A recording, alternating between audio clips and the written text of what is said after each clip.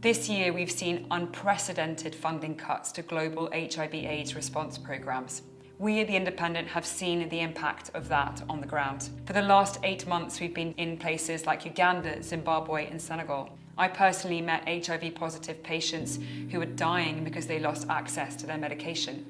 HIV-positive mothers who are terrified because they cannot stop transmission to their unborn children. I met young boys and girls who've been orphaned in the last few months because their parents lost their care. I shadowed clinics where medics were working for free with dwindling supplies, desperate to look after their patients. The world was on track to end the HIV/AIDS pandemic by 2030, according to the UN. Now, if the funding cuts remain in place, we could see in that same time frame millions of deaths and infections, and HIV medication-resistant strains more than double. Protecting what's left of the funding is more important now than ever, particularly as there are game-changing prevention tools which are now accessible and the UN says could bring infection rates down to zero. We are close to the finish line.